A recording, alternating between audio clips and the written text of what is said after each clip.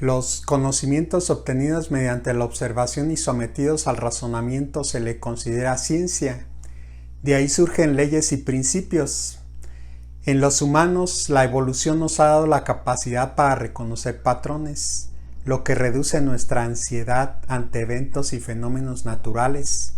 Cuando a través de nuestros sentidos hacemos nuestros registros formando nuestra experiencia, ayudados por la inteligencia, con frecuencia basta solamente ponerle un nombre a un fenómeno para reducir esa incertidumbre, ese miedo. Por ejemplo, lluvia, relámpago, trueno, viento, aunque eso no siempre profundiza en el conocimiento del fenómeno, pero como hemos visto repetirlo ya, no tiene un efecto alarmante en nuestra persona. A partir de la experiencia formamos patrones que permiten pronosticar o deducir qué sucede después. Cielo nublado, pues probable lluvia. Noches de invierno con cielos muy despejados, pues es probable que vaya a helar, entre muchos otros conocimientos empíricos. Una característica inherente de las civilizaciones antiguas fue la atribución de cada evento natural a los dioses. Llovió, cayó un rayo, tembló, apareció un cometa. Se afirmaba, los dioses lo han enviado. Así, las teorías científicas han contribuido de manera progresiva a quitar la atribución de lo sobrenatural a los eventos que se presentan en nuestra realidad. La ciencia responde ¿por qué? ¿O cómo? Mediante la observación detallada de los acontecimientos, preguntándose ¿por qué esto es así? En su explicación se describen claramente las variables que intervienen, las condiciones bajo las cuales se desarrolla el planteamiento de hipótesis sobre las variables que se miden, haciendo predicciones y contrastándolas con los datos obtenidos. Así tenemos leyes, teorías que nos sirven para predecir hechos que aún no suceden, lo que ha permitido reducir incertidumbres y esas atribuciones divinas a los acontecimientos. Pero, ¿cómo se aceptan las nuevas explicaciones, leyes y teorías que nos da la ciencia? Pues para la mayoría de las personas depende de su formación y de sus paradigmas, de su religión, de sus creencias. Pero para los científicos es a través de un método donde interviene la reductibilidad, donde la nueva teoría debe conducir a los mismos resultados obtenidos con las teorías aceptadas previamente. Además, debe de ser innovadora, ser mejor que las teorías anteriores, para que sustituya a la anterior y que sea verificable, y no como el oráculo de Delfos, que cuando no resultaba se atribuye una mala interpretación.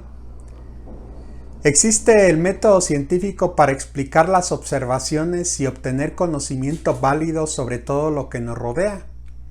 Consiste en diferentes pasos o fases básicas que comienzan con la observación del entorno y el planteamiento de una manera muy clara del problema que se va a tratar y plantear.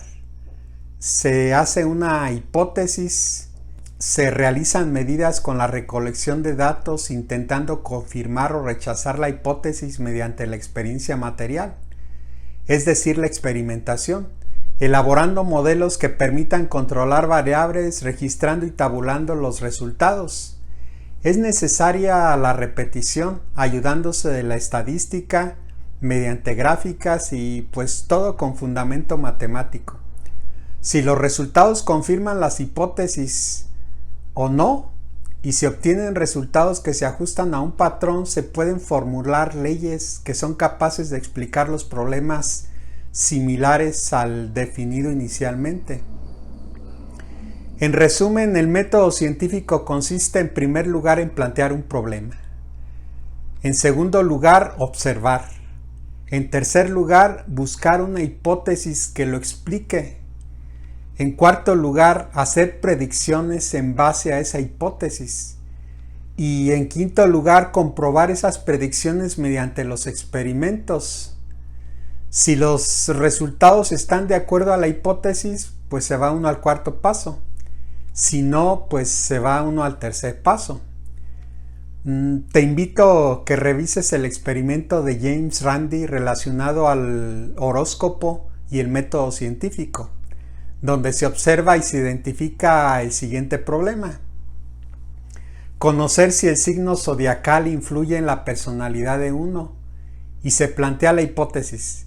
El signo zodiacal sí influye de manera determinante en la personalidad de cada individuo, y posteriormente procedió a verificar la hipótesis mediante la experiencia material, en donde se repartió una misma carta astral que describía la personalidad del sujeto, correspondiente nada más a un signo zodiacal de los 12. Se repartió la misma